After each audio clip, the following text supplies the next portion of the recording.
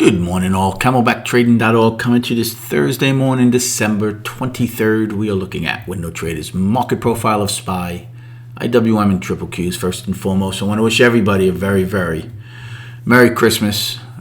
Safe, healthy, happy, especially if you're traveling. I'll do a recap tonight of all three of these indices on their charts as we head into the final year next week. Incredible run we've had since Monday morning. We got down to 451 and change. Right now, pre-market, we're trading at 469 and change. $18 push we've had. We're right into those single prints from December 16th. Think about that. Today's only the 23rd. So a week ago, we were at this level. Then we went all the way down to 451 and we're right back. So within a week, we've had a $36 round trip.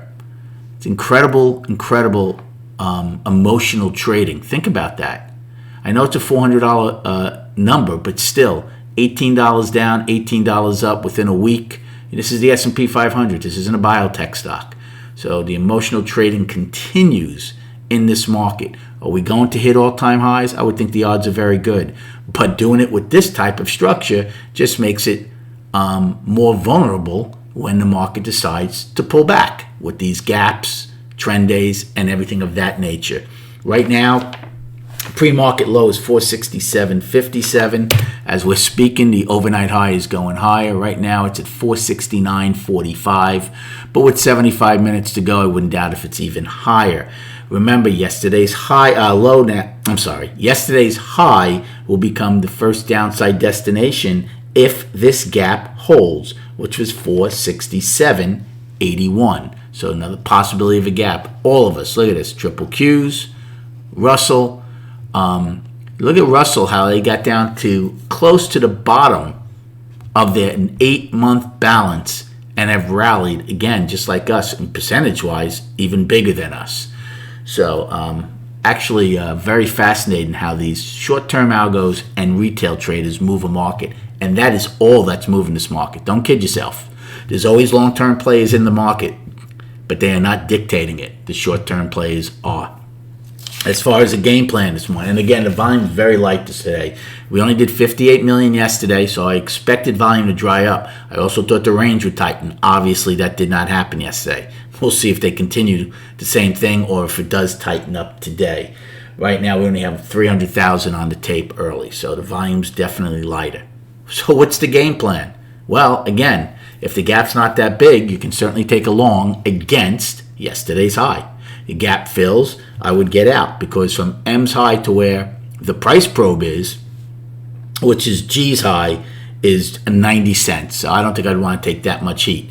So if the gap just fills, a lot of times it's a magnet, they fill it and then they bounce off. So I don't have a problem if they fill it, but you start getting any kind of tempo or volume inside of M, I would get out and then try another long again against the probe. If that gets if we come back into that, we're going to see, we're only 9 wide, not 10. You'll go see that POC. Again, double distribution day yesterday. 2 sets of single prints yesterday. 2 from the day before. Triple Qs have 4 from the day before. So those are a couple of call plays against the gap and against the price probe. Any acceptance below that, you could probably take a short to get down to the POC. As far as the short up here, again, you're right inside those single prints and you're right around the overnight high. So depending in the next 75 minutes, if that is the overnight high and it's right around the single print fill, I guess, again, the first time you could take a quick short play to see if they front run both that and getting into the upper distribution from the 16th. But remember, just like any acceptance above Friday's high set off stops and the market ripped, if we get acceptance into the upper distribution from the 16th, which is right here, right? Here's your single prints. Again, there's nothing. There's absolutely nothing to that weekly high of 472.87. Now, again, it's like, well, do they really want to stretch it that much today? Well, look what they did the last 2 days. I don't put anything past this market. Just keep that in mind. And then, again, just quickly, I'm going to show you the daily chart today, this morning. So there it is. We're firmly up. There's Friday's high. It got above it, firmly up. Now we're inside of December 16th day. that double distribution day is really the last line of defense for the bears.